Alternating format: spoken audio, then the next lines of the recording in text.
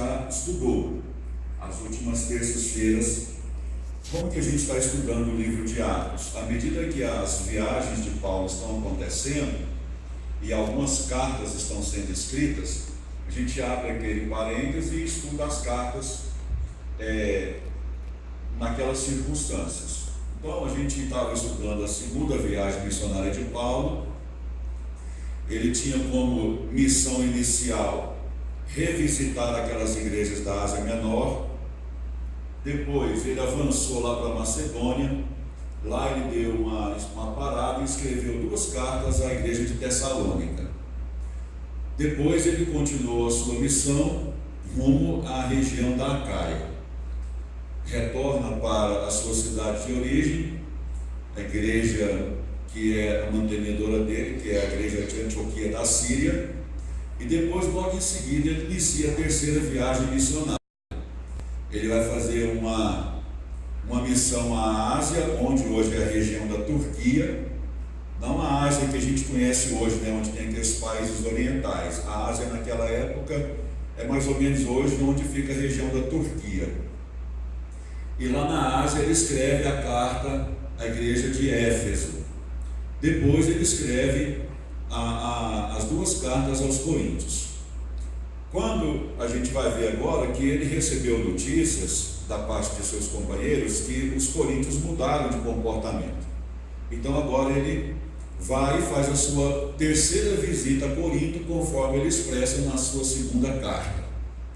Depois a gente vai ver que Paulo tinha uma missão projetada em sua mente, que era visitar a igreja de Roma. Quando terminasse a terceira viagem missionária de Paulo, Paulo ia passar na Judéia, deixar lá em Jerusalém os donativos que ele estava recolhendo, e de lá ele já tinha intenção de partir imediatamente para Roma.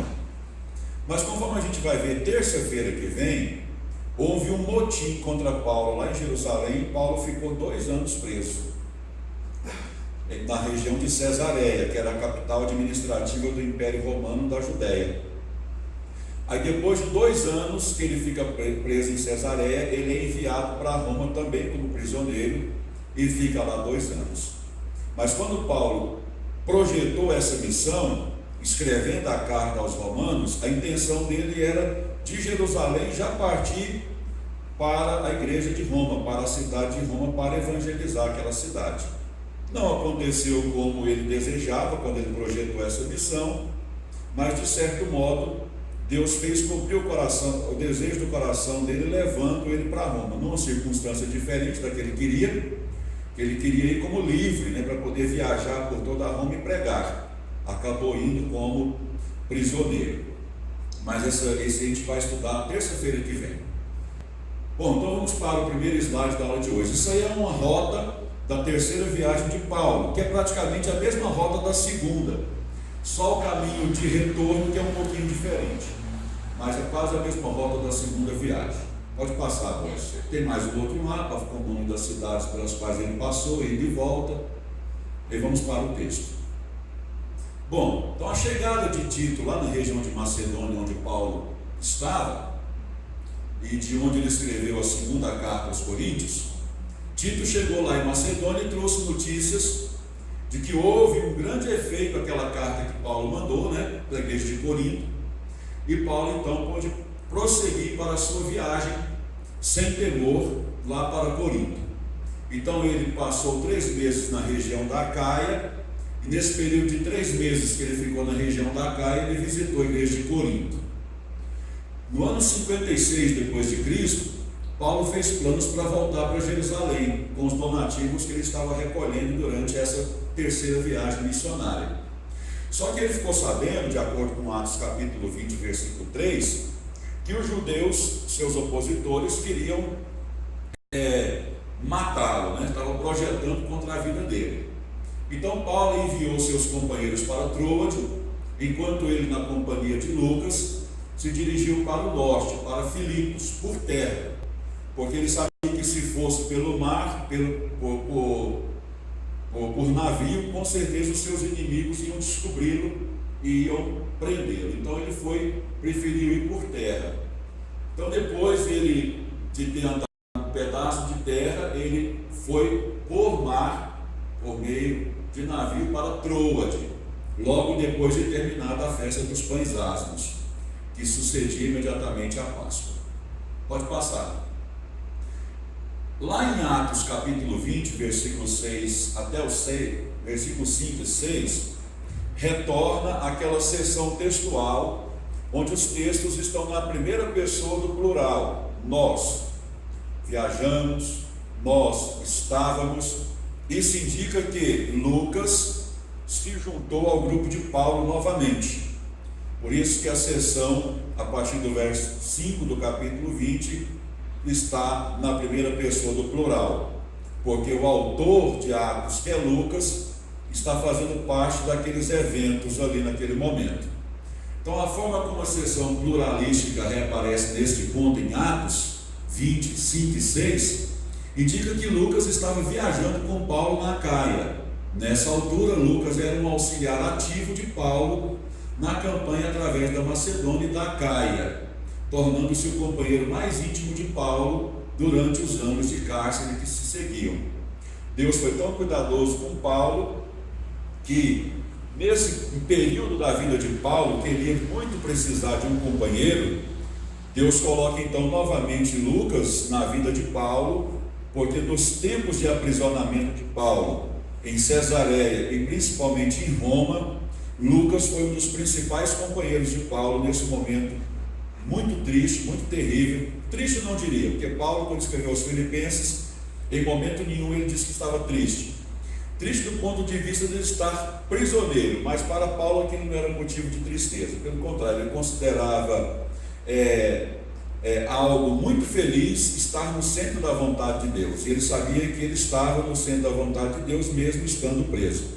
Então, antes de chegar nesse momento, o momento de aprisionamento, 2 anos em Cesareia e 2 anos em Roma, um total de 4 anos, Deus fez com que Lucas se juntasse a Paulo de novo, porque sabia que logo ele ia precisar muito da companhia desse grande companheiro chamado Lucas. Passa, Borges, por favor. Então, o que a gente vai ver agora? A missão projetada, é onde Paulo está com a intenção de ir para Roma. Eu já disse no começo da aula que a intenção de Paulo era chegar em Jerusalém, entregar os donativos que ele estava recolhendo para os irmãos pobres dali, e depois já partir imediatamente para Roma. Só que como era uma igreja que ele não conhecia, porque ele não foi o fundador dela, assim como ele não foi o fundador da igreja de Colossos, ele escreveu uma carta para a igreja de Roma, para poder se apresentar, mostrar suas credenciais, apresentar as suas intenções com relação àquela igreja e esperar que aquela igreja fosse para ele um centro ou uma igreja mantenedora do seu projeto missionário. Tá? Então vamos lá para o próximo slide que a gente vai explicar melhor. Então Paulo desejara que o regresso a Jerusalém fosse apenas um interlúdio numa missão mais ampla. Embora ele desconfiasse da oposição dos judeus, sabia que se ele caísse nas mãos dos judeus ele poderia estar numa situação complicada, mas a esperança de Paulo é que quando ele chegasse em Jerusalém, logo ele pudesse ir para Roma. Ele vislumbrava um alvo missionário maior, Roma, a capital do império, porque ele sabia que se ele conseguisse evangelizar Roma, todo o restante do império seria alcançado pela evangelização paulina. Então Paulo havia pregado na Ásia Menor, parte da Europa, e agora ele queria alcançar um projeto ainda maior do ponto de vista missionário gentílico, que era a salvação da capital do império, que era Roma. Provavelmente ele pensava que se pudesse levar o evangelho para Roma, facilmente ele seria disseminado para todas as partes do império romano.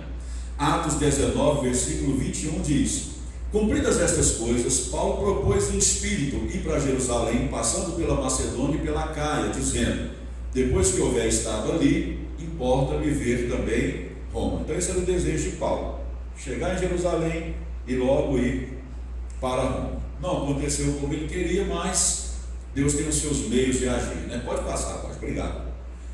O que a gente vai fazer agora? A gente vai agora estudar a Epístola aos Romanos, porque está dentro desse período aí do livro de Atos, onde Paulo tem no seu coração o desejo de visitar Roma Então é nesse período que ele escreve a carta aos Romanos para se apresentar àqueles irmãos, haja vista que era uma cidade que ele não havia visitado aquelas igrejas ainda, tá?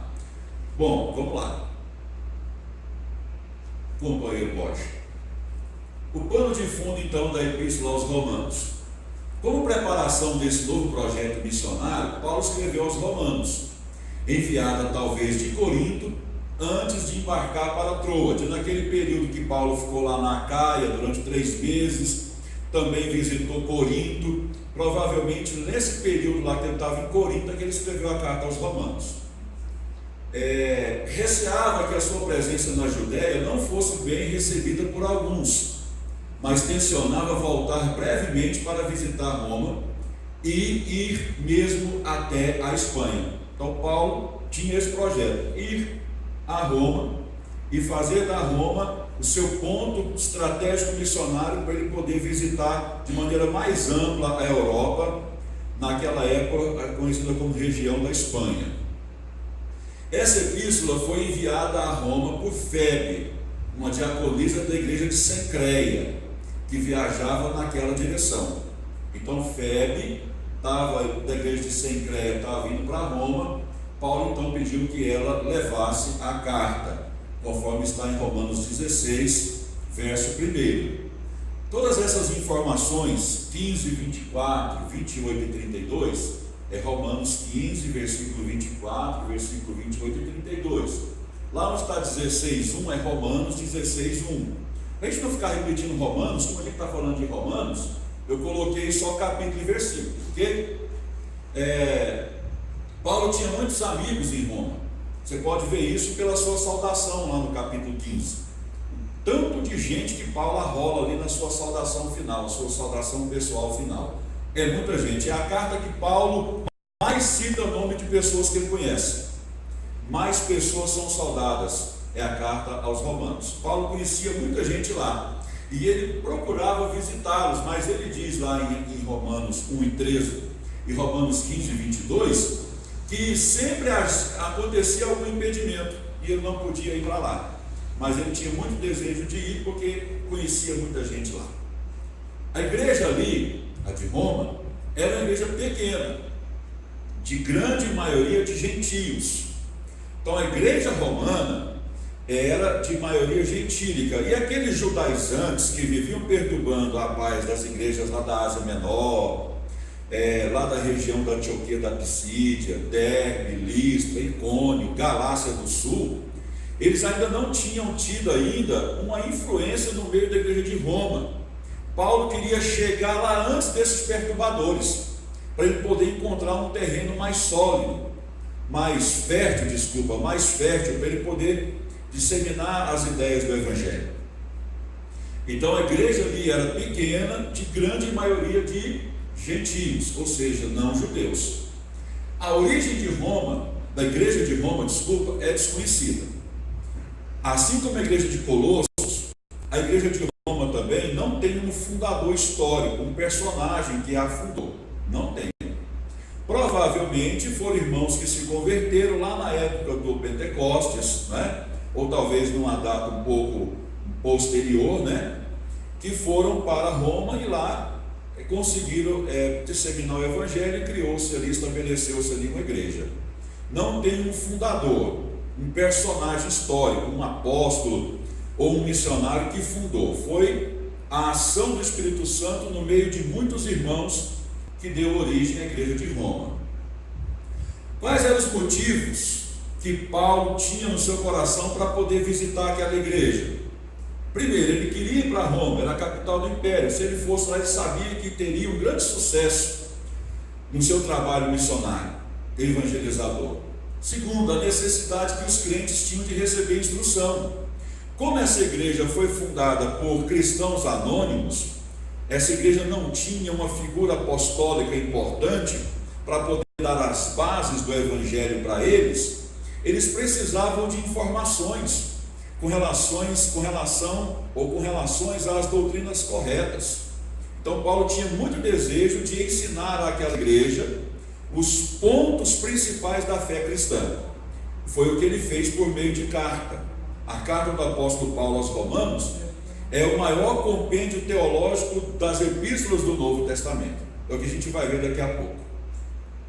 O desejo de Paulo de se antecipar às atividades dos judaizantes, como eu disse naquela hora, e a sua esperança de receber apoio deles, porque ele queria, depois de Roma, queria ir para a Espanha, e ele precisava de apoio espiritual e apoio financeiro para aquele projeto, que seria um projeto dispendioso.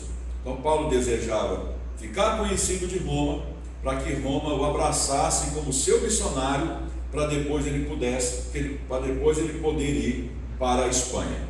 Então esses são os principais pontos que fez com que Paulo escrevesse a carta. Então, aos Romanos foi escrita como substituto do contato pessoal imediato e como prelúdio para a transformação da igreja romana num centro missionário comparável ao que era Antioquia, depois Éfeso. Temos que lembrar que Paulo ficou lá em Éfeso quase 3 anos, a igreja de Filipos e outras igrejas importantes que abraçaram o ministério paulino. Romanos é primacialmente uma epístola didática. Então Paulo escreve aos Romanos com essa intenção de se apresentar, colocar-se à disposição como missionário para um projeto para a Espanha, e ele também tem a intenção de ensinar-lhes os pontos principais da fé cristã. Então ele escreve a epístola dentro de uma característica didática, ensina os pontos teológicos com relação ao pecado, à justificação, à salvação para os irmãos romanos. Então vamos lá. O conteúdo da epístola. O tema de Romanos: a revelação da justiça de Deus ao homem e a sua aplicação à sua necessidade espiritual. Então esse é o principal tema da epístola aos Romanos. Nessa epístola, Paulo dirige especialmente aos gentios. Ele declara-se apóstolo aos gentios, esboça a história religiosa do mundo gentio como prelúdio da revelação, afirma que a salvação de Deus era também para os gentios e afirma que não há distinção entre judeus e gregos no que diz respeito à fé. A hora que a gente chegar lá no esboço da carta, eu vou explicar melhor esses pontos aí, tá? Só não vou antecipá-los agora, porque lá no esboço eu vou comentar sobre eles. Então, qual que é a principal anunciação, proclamação da epístola aos Romanos? A salvação é de âmbito universal, para toda a raça humana, não só para gentios, não só para judeus, mas para toda a raça humana. Essa é a grande intenção de Paulo em ensinar aos romanos. Bom, aí está bem pequenininho as letras, porque eu disse no começo, eu tinha preparado 2 slides, um slide para cá, um slide para ministrar, deu todo esse problema aí no computador aí que eu expliquei.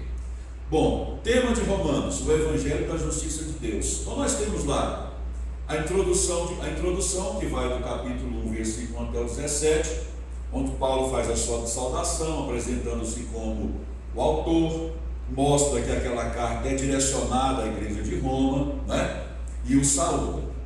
Depois, dentro da introdução aí, ele explica a causa da escrita da carta, onde ele explica para eles que ele ansiava visitar a igreja de Roma, para que ele se fizesse conhecido dela, para que ela pudesse abraçá-lo como missionário para um projeto maior que era para a Espanha, e por aí vai. E aí, na introdução, ele apresenta um tema que é: não me envergonhe do Evangelho, porque é o poder de Deus para a salvação de todo aquele que crê. Então, dentro dessa introdução, Paulo faz uma apresentação e depois saúda os irmãos apresentando esse tema, que ele não envergonhava de pregar o Evangelho, porque era o meio poderoso de Deus salvar a humanidade. Então, a necessidade da justiça divina. Paulo vai começar a trabalhar a questão da justiça de Deus a partir do versículo 18 do capítulo 1 e vai até o capítulo 3, versículo 20. Ele vai começar a falar a partir do versículo 18 até o 32 sobre o declínio do mundo gentílico, onde ele fala que os homens do paganismo ofenderam a Deus com as suas idolatrias, imoralidades, mudando a ordem natural das coisas, até mesmo nas questões das relações sexuais. Então Paulo vai trabalhar o ponto de vista moral, religioso do mundo gentílico dizendo que o mundo gentílico está em declínio. Ele está falando de qual povo aqui? É um povo que vivia num paganismo, cujas religiões eram religiões politeístas, que acreditavam em várias divindades, inclusive divindades do sexo feminino, cujos cultos eram cultos orgiásticos. Os templos dessas deusas funcionavam com sacerdotisas e sacerdotes prostitutos. Então era uma moralidade baixíssima. Então Paulo diz claramente que o mundo gentílico está decaído. Só que antes que os judeus deem risada, Paulo fala a partir do versículo 1 do capítulo 2 o seguinte: ô judeus, já que estão ansiosos, vocês ficam criticando o comportamento dos gentios, mas vocês não estão melhores do que eles. Vocês estão apegando-se ao legalismo, mas estão vivendo como gentios. E ainda pior, se desculpando em cima de algo que vocês dizem que vivem, mas de fato não vivem. Então Paulo condena os críticos judeus, porque os críticos dos judeus desciam a malha no mundo pagão, mas eles tinham a verdade de Deus em mãos, mas não viviam essas verdades, o que é pior, não é? O peso para quem conhece é maior do que o peso, menor do que o peso para quem não conhece, é maior do que o peso para quem não conhece. O dilema do judeu. Por que Paulo critica o mundo judeu ou judaico? Porque os judeus viviam o seguinte dilema: por que nós estamos piores do que os pagãos? Não estamos. Nós temos a lei, e todos os ritos da lei a gente procura seguir. Então os judeus se tornaram legalistas, ao ponto de dizer assim: não, eu com 8 anos de idade fui circuncidado, então eu tenho um pacto com Deus. Eu vou à sinagoga pelo menos uma vez na semana, eu tenho um pacto com Deus. Eu sou do sexo masculino, eu carrego na minha testa e no meu braço esquerdo os filactérios com textos sagrados, eu estou tranquilo com Deus. De vez em quando eu vou ao templo e sacrifico alguma coisa, também eu estou tranquilo com Deus. Só porque todas essas ações religiosas externas, aqueles judeus estavam fazendo como meros rituais. A essência desses rituais eles não seguiam. Então tinha o ritual, tinha a lei, tinha o pacto, mas não vivia a essência deles. É a mesma coisa de um crente vir para a igreja para marcar ponto e chegar aqui e ficar o tempo todo no tablet, ou chegar aqui e não vou ficar no cantinho ali, porque se eu não for, meu pai briga comigo, não é? Então está vindo à igreja achando que está protegido por Deus e tem um pacto com Deus, mas a sua ação de caminhar com Deus é uma ação com a visão errada. Os judeus estavam no mesmo dilema: temos a lei, temos Jerusalém, temos o templo, temos os pactos, estamos tranquilos. Paulo diz: negativo, nada disso salva vocês. O que salva é a fé na pessoa bendita de Jesus. Olha só, Paulo então coloca todo mundo dentro do mesmo pacote: judeu, gentio, todo mundo está condenado. Ninguém é justo, porque ninguém tem atos meritórios suficientes para poder alcançar status de justos diante de Deus. Então qual que é o caminho? Vamos lá para o próximo slide. Então a manifestação da justiça divina. Já que não tem ninguém que é justo, é necessário então a justiça divina manifestar-se. E manifestou-se por meio de quem? De Jesus. E isso vem através da fé. Então não há ninguém justo, por isso que é necessário a manifestação da justiça divina. Então Paulo, a partir do capítulo 3, versículo 21, até o capítulo 8, versículo 39, vai trabalhar essa questão da justiça divina, porque o homem não há um sequer que seja justo. Então é necessário que haja uma justiça externa para que ele possa se apegar a ela e através desse status tornar-se justo. Então vamos lá. A fé é o veículo da justiça. Paulo aqui dá um murro no queixo dos judeus, porque os judeus, justiça para eles estava ligada aos atos externos, ritualísticos da lei. A fé trabalha a questão da essência. Os não pensavam na essência, eles pensavam nas questões externas, nas ações. Então Paulo diz: qual que é o veículo da justiça? Esse monte de ritual? Não, é a fé. A promessa é a base da justiça. A promessa foi dada a Abraão. Abraão viveu uma época pré-lei, ou seja, a lei não justifica, a lei mostra o caminho para a justificação. Paulo vai trabalhar muito em Romanos isso, que a lei não foi dada ao homem para salvar, a lei foi dada como um manual que mostra o defeito do homem. A salvação vem pela fé. E isso fica demonstrado pelo exemplo de Abraão, que viveu numa época que nem havia ainda perspectiva de uma lei escrita, e ele foi justificado por ter crido. Então vamos lá. A obtenção da justiça. Quando a pessoa alcança essa justiça, ele passa a viver um estado que Deus concede a ele de paz interior e de grande alegria e felicidade. Paz interior e alegria que os judeus, pelas obras da lei, não experimentavam. E aí ele cita o seguinte, uma alegoria para poder justificar isso, né? Porque paz e alegria está associada à vida e não à morte, né? E os judeus estão pensando assim, mas como que pode alguém alcançar a justiça de Deus pela fé e ter paz e alegria? Aí Paulo vai falar sobre uma alegoria, que Adão, por causa do pecado, gerou morte. Então a morte veio através de Adão, mas a vida veio através de Cristo. Então Cristo, que traz a vida, consequentemente proporciona paz e alegria aos homens. Enquanto que os apegos externos à religião judaica não conseguia produzir isso. Então vamos lá, os aspectos da justiça prática, capítulo 6 até o capítulo 7, versículo 25. Mortos para o pecado, vivos em e para Cristo. Isso trouxe uma liberdade para o homem, porém o faz escravo voluntário de uma outra situação, escravo da justiça. Porque uma vez que eu alcanço a liberdade em Cristo, eu alcanço uma consciência que aquilo que Cristo traz para mim um senso de responsabilidade.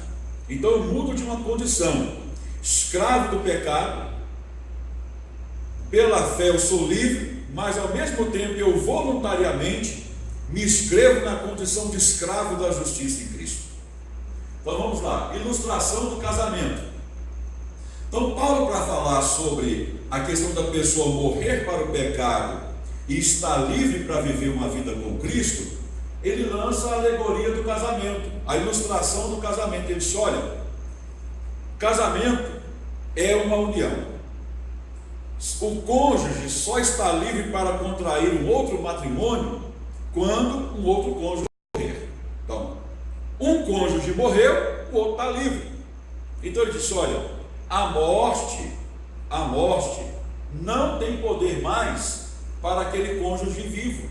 Então ele pode contrair uma nova união. Então ele fala desse abandonar o pecado e viver uma união com Cristo, citando como ilustração o casamento.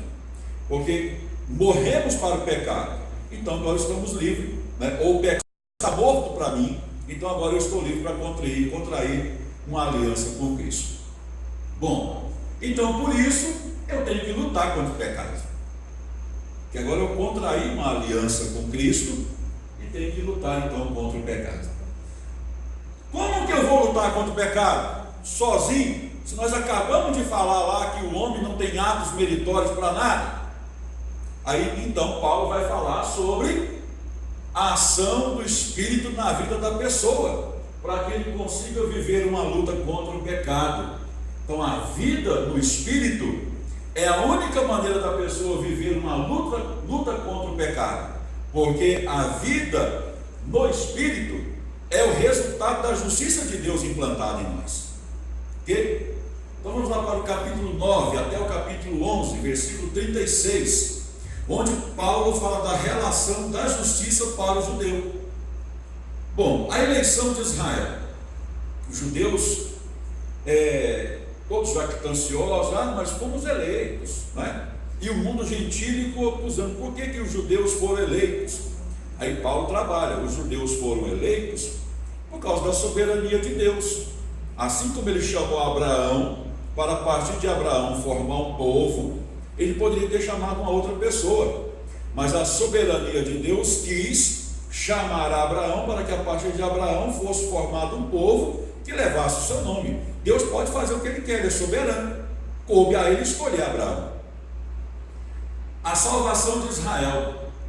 Paulo diz assim, olha, Israel é um povo eleito, mas Israel falhou, e eu desejo, como judeu que sou, que Israel seja salvo. Então ele diz que Israel é um povo eleito, porém esse povo eleito falhou no seu compromisso de servir a Deus e disseminar Deus para os povos, mas ele tinha essa esperança, né, da salvação de Israel. Então Paulo vai trabalhar essa ideia aí no capítulo 11, né, sobre o fracasso de Israel. Ele diz, olha, Israel como nação fracassou, mas Deus sempre reservou um remanescente fiel. Eu sou um desses.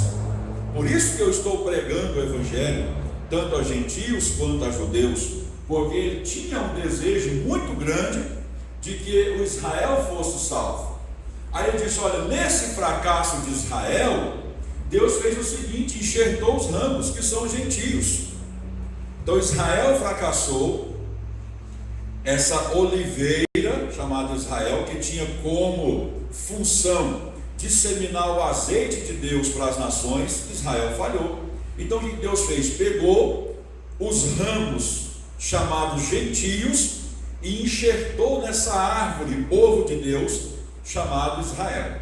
Então nós somos os ramos enxertados. Só que Paulo fala o seguinte, olha, Deus preparou lá na frente uma salvação para Israel. Israel será salvo. E a gente sabe pela escatologia que isso vai se dar lá no finalzinho da grande tribulação, lá na chamada Batalha do Armagedon. Quando a gente chegar lá em Apocalipse, a gente explica melhor isso. Para o próximo slide, pode. Isso. Bom, a aplicação da justiça para Israel a gente já viu, né? Os judeus. A gente vai ver a aplicação da justiça para a vida da igreja.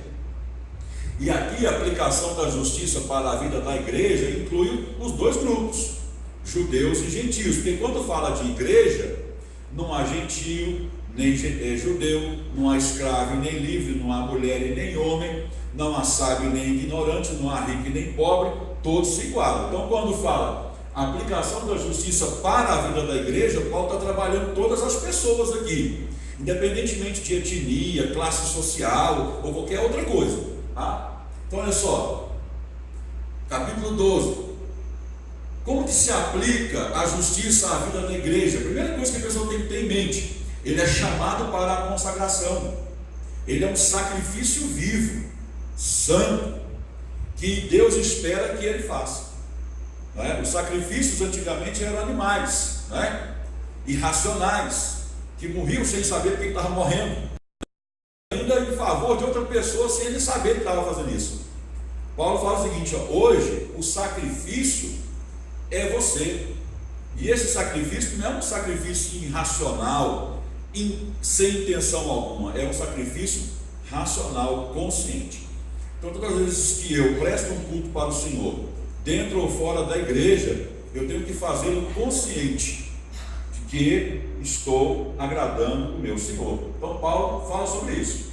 Para ajudar nesse processo aí da consagração da igreja, né, nesse culto racional, nesse sacrifício vivo, o que Deus preparou para nós? A empregabilidade dos dons, porque os dons têm essa função na igreja.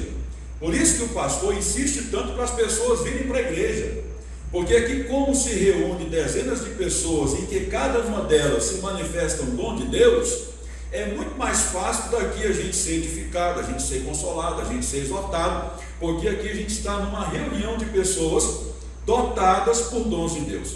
Mas pode dizer, pastor, mas eu não tenho dom nenhum. Não existe isso. Crente que não tenha dom algum. Isso aí, tira isso da sua cabeça que isso não existe. Alguns se manifestam com maior espontaneidade, maior frequência, com maior volúpia, outros não. Mas todos nós recebemos de Deus um dom para a edificação da igreja. Deus não dá dons para ninguém para uso particular ou pessoal, sim visando o bem de terceiro, do próximo. Então, para ajudar nesse processo da consagração, do culto racional, do sacrifício vivo, Deus emprega os seus dons para que esse processo da edificação alcance maior resultado. Bom, como que é a aplicação da justiça para a vida da igreja nas relações pessoais? Paulo diz que tem que se basear no amor. Lá no mundo, as pessoas não precisam esperar amor umas das outras, porque às vezes lá por causa da concorrência e daqueles processos todos lá pode ser que não exista.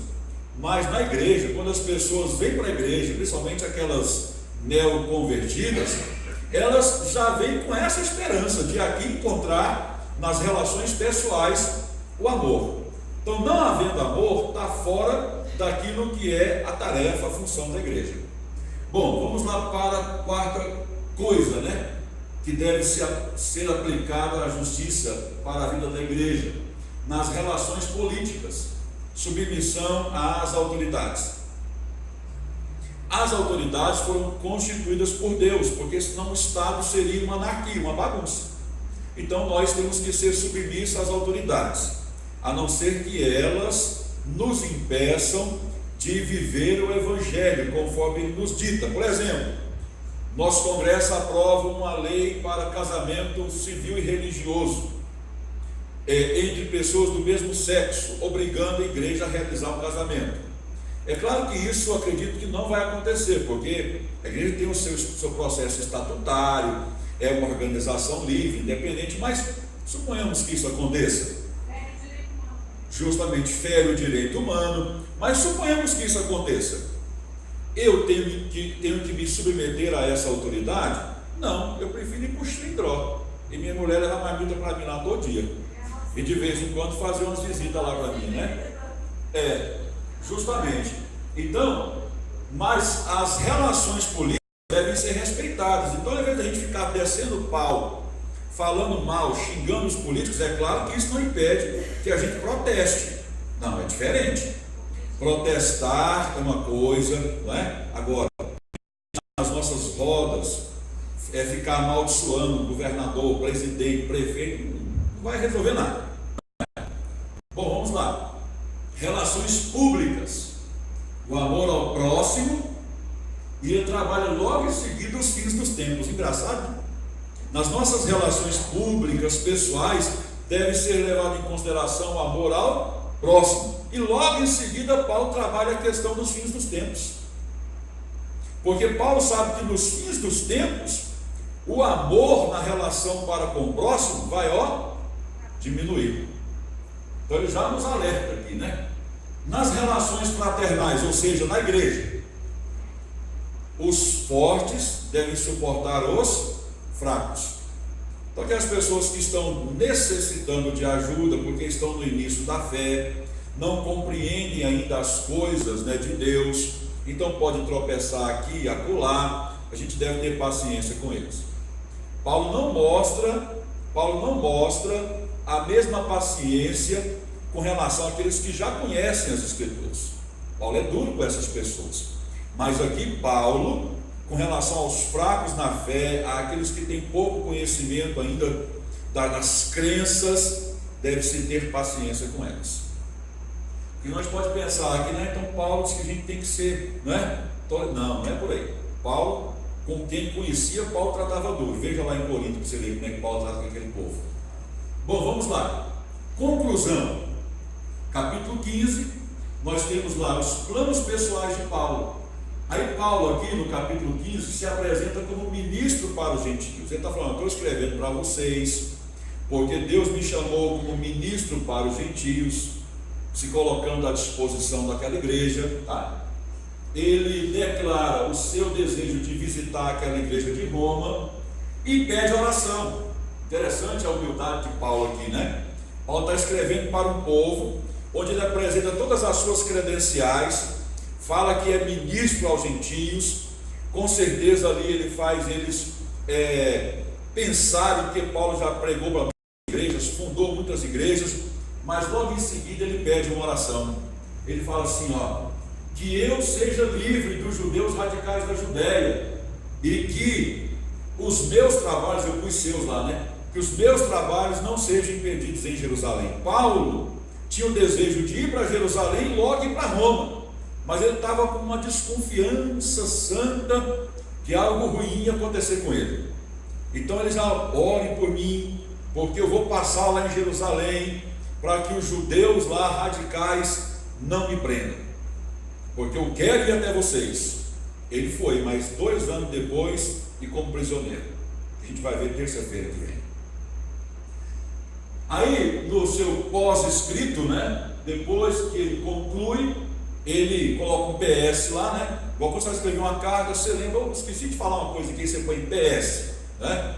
Pós-escrito, né? Aí ele vai lá, umas saudações pessoais, que tem uma lista lá de gente lá que nunca acaba mais, algumas delas conhecidas, né, no livro de Atos, como Áquila e Priscila, Febe. Aí depois ele, no finalzinho da carta, ele escreve uma bênção, que eu até transcrevi ela ali, está pequenininho, mas eu vou ler para vocês. Ora, aquele que tem poder para confirmá-los pelo meu evangelho e pela proclamação de Jesus Cristo, de acordo com a revelação do mistério oculto nos tempos passados, mas agora revelado e dado a conhecer pelas escrituras proféticas por ordem do Deus eterno, para que todas as nações venham a crer nele e a obedecer-lhe. Sim, a único Deus sábio, seja dada a glória para todos sempre, por meio de Jesus Cristo. Amém.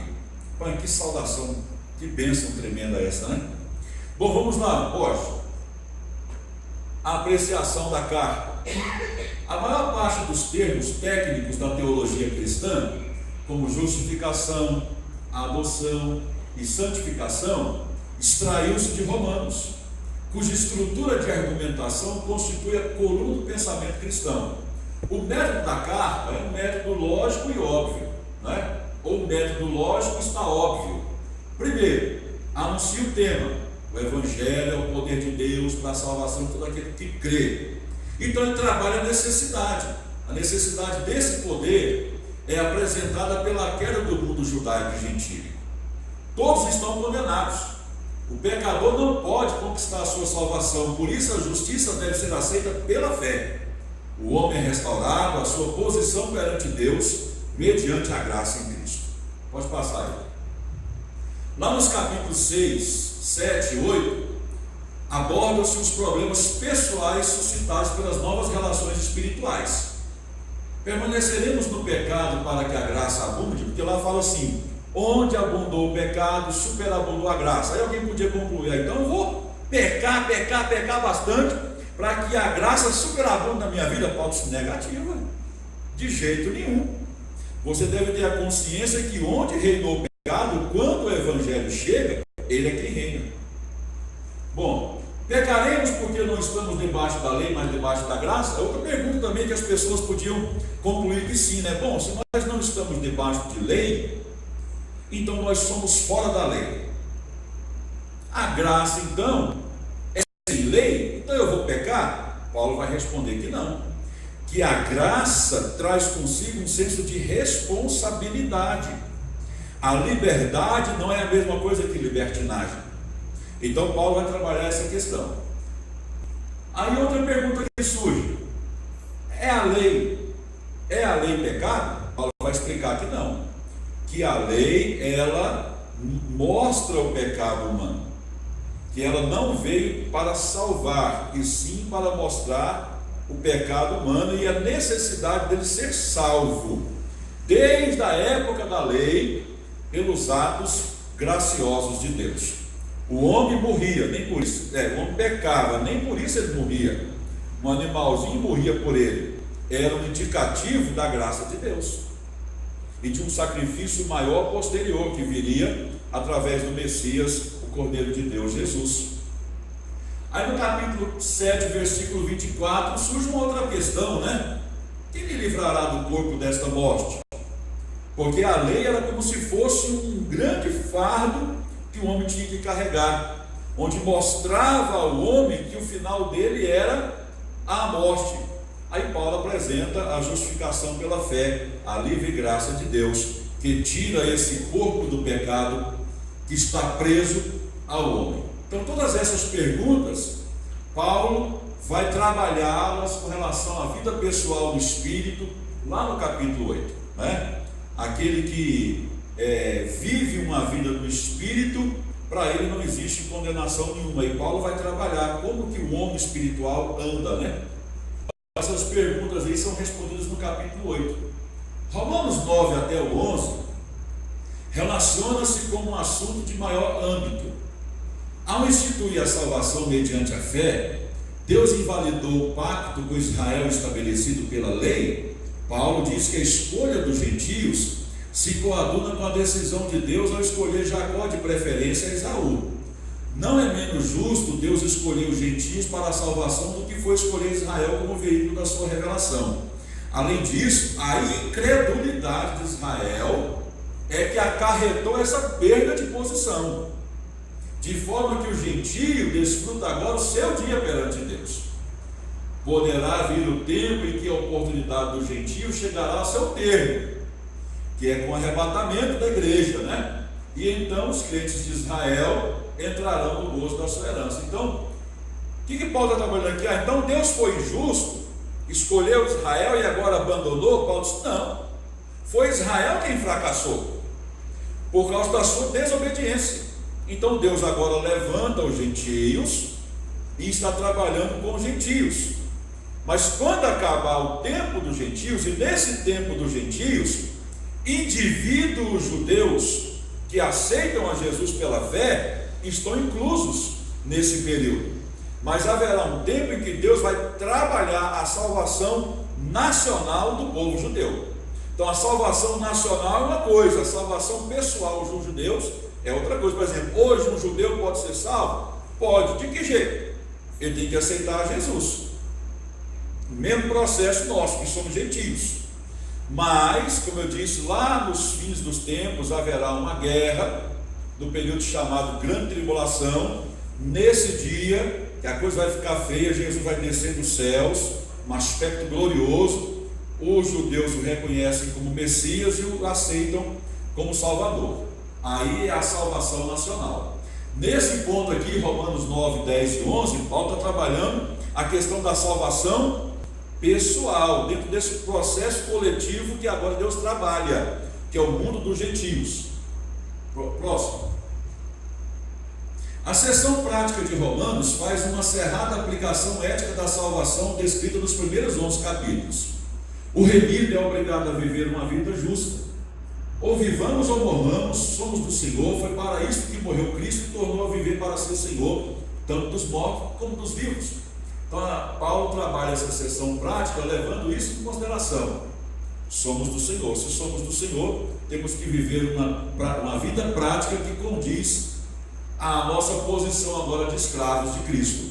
A conclusão exprime o sentimento que Paulo tinha da sua dívida para com Cristo, de tornar conhecido o Evangelho, não onde Cristo houvera sido nomeado, ou seja, naquela região lá da Ásia Menor, da Ásia, parte da Europa. Paulo já tinha ido lá, disseminado o Evangelho. Agora ele queria ir para campos maiores, Roma, e posteriormente ele intencionava ir para a Espanha. Então esse era o desejo de Paulo, ir onde Cristo ainda não tinha sido nomeado. Traduziu em ação missionária a obrigação imposta pelo Evangelho da Justiça. Bom, Romanos constitui um exemplo da integração da doutrina num propósito missionário. Olha só, se Paulo não tivesse conhecido, se Paulo não estivesse convencido de que os homens estavam perdidos e de que Deus lhes preparara uma justificação, de jeito nenhum ele ia ficar mais de 10 anos da sua vida pregando o Evangelho, correndo o mundo. Então, se ele fez isso, é porque ele tinha certeza, com base numa revelação divina, que o homem está perdido.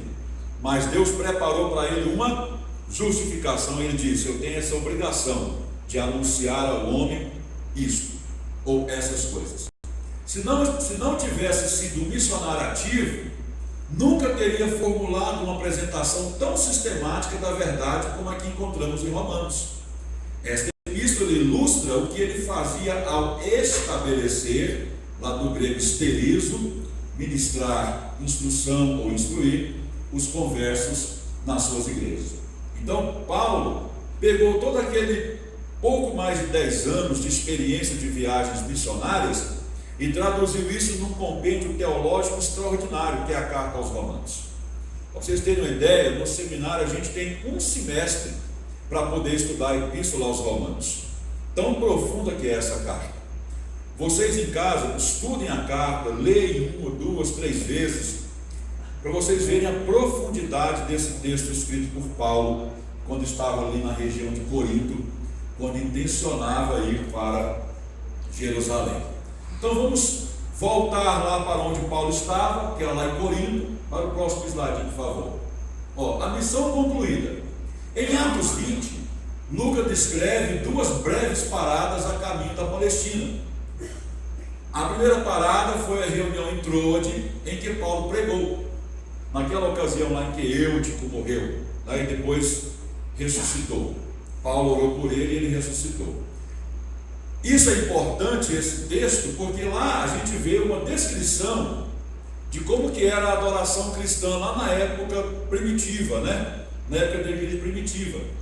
A reunião celebrou-se no primeiro dia da semana, ou seja, no domingo à noite. Então essa tradição dos crentes se reunirem domingo à noite vem lá desde a época de Paulo. Os discípulos juntaram-se para partir o pão juntos. O que é isso? A ceia, que na época era chamada de festa do amor, ou a festa agape, que culminava na ceia do Senhor, descrito em 1 Coríntios 11, 17 até o 26. A pregação fazia parte do culto. Paulo pregou extensivamente, porque no dia seguinte ele queria partir. Então ele queria aproveitar o tempo máximo para avolumar as últimas instruções lá em Troade. Só que a pregação de Paulo estendeu-se até a noite. Tinha um rapaz assentado num lugar errado, na janela. Quem senta na janela tem a sua atenção voltada para a igreja e para o mundo ao mesmo tempo. Quando a pessoa tem a atenção voltada para o mundo, isso causa a ele sonolência. Ele sentiu sono e despencou lá de cima e morreu.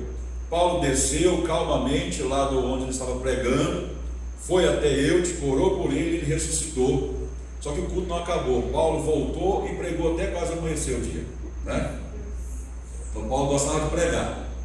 Bom, vamos lá. Nesse caso, Paulo pregou e ensinou pela noite adentro, porque ia partir no dia seguinte e talvez não voltasse. Hoje a pregação passa de 1 hora, o povo já fica agoniado. Imagina um culto, irmão, que você começa a falar 8 horas, vai até meia-noite, acontece um milagre no meio, e depois você vai até quase amanhecer o dia falando. Jesus amado. Pois é. Então a segunda parada foi em Mileto, um porto importante da costa ocidental da Ásia.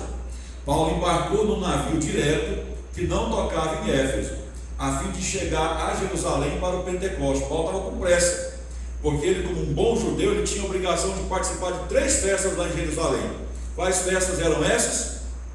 Páscoa, Pentecoste e Tabernáculo. Então Paulo queria participar da festa de Pentecostes.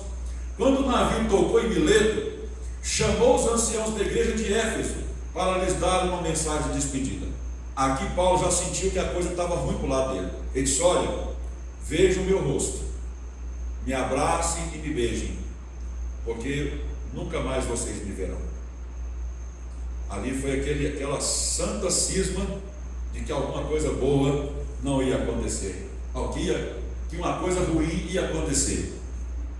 Lucas serviu-se dessa mensagem para atualizar em resumo a política missionária e as realizações de Paulo.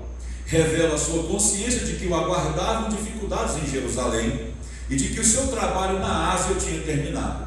pois na sua próxima viagem intencionava ir para o Ocidente. Onde Paulo queria ir? Para Roma, e de Roma ir para Espanha. Separou-se deles com uma despedida afetuosa. Se você ler esse texto de Atos 20, e se você não se emocionar, não se entristecer, faça alguma coisa, porque esse texto aí, quando a gente lê ele, a gente baqueia. Próximo. O resto da viagem decorreu sem incidentes, exceto os avisos repetidos a Paulo para se manter afastado de Jerusalém. Apesar dos apelos dos seus amigos, Paulo persistiu no seu plano original: eu vou passar por Jerusalém. Com esta visita a Jerusalém, termina a fase mais ativa da carreira missionária de Paulo. Em pouco menos de um decênio, libertou os crentes gentios do jugo do legalismo, fundou igrejas desde Antioquia da Síria e Tarso da Cilícia, através do sul da Ásia Menor até Éfeso e Troade, e dali através da Macedônia e Acaia até o Ilírico. Escolheu e preparou obreiros como Silas, Timóteo, Lucas, Tito, etc. Deu início a uma literatura epistolar que era já considerada padrão de fé e de prática. Então, um pouco mais de 10 anos, Deus deu o privilégio a Paulo para realizar todas essas ações aí. Que maravilha, né? Na sua pregação, lançou os alicerces da futura teologia e apologética cristã, e com seus planos levou avante uma campanha de autêntico homem de Estado do evangelismo missionário. Os seus planos para uma viagem a Roma e à Espanha mostravam que ele queria dar à comunidade imperial uma fé não menos imperial. Apesar dos seus inimigos fidagais e ativos, apoiou a igreja cristã no fundamento firme e formulou já a essência da teologia cristã, conforme lhe foi revelada pelo Espírito de Deus. Pode passar, voz. Então a gente vai só fazer uma revisão aqui de qual foi a rota, né, da terceira viagem de Paulo. Ele saiu de Antioquia da Síria, passou pela região da Galácia, da Frígia, depois foi para Éfeso. Lá em Éfeso escreveu primeiro aos Coríntios, depois foi para Troade, região da Macedônia, da Acaia, e escreveu segundo aos Coríntios. Depois foi para Corinto, lá na região da Acaia, e depois de lá de Corinto escreveu aos Romanos. Aí volta pela Macedônia, Troade, Milete, Tiro, Ptolemaida, Cesareia e Jerusalém. Isso é só um resuminho da rota de Paulo na terceira viagem. Aí pode passar a voz. Mais um, por favor. Na terça-feira que vem, a gente vai ver Paulo chegando lá em Jerusalém, e o que aconteceu com relação a essa chegada dele em Jerusalém. Paulo foi preso, ficou em Cesareia, que era a capital política do Império Romano na Judéia, durante 2 anos. E depois de 2 anos ele pediu para ser levado como prisioneiro para Roma, para ser julgado lá em Roma, porque ele era cidadão romano. E lá em Roma a gente vai ver que Paulo escreveu, deu maiores contribuições ao Evangelho, além de pregando numa cidade que ele alugara, uma casa que ele alugara, uma casa prisão. Ele escreveu algumas epístolas que contribuiu e muito para o estabelecimento das bases doutrinárias cristãs. Aí, a partir da terça-feira que vem, a gente vai ver isso: a prisão de Paulo em Cesareia, depois a ida de Paulo para Roma e as cartas que Paulo escreveu nesse período de 2 anos de aprisionamento em Roma. Ok, queridos? Vamos fazer uma oração, e depois da oração o irmão Antônio vai recolher uma oferta em prol do Senhor. Pai,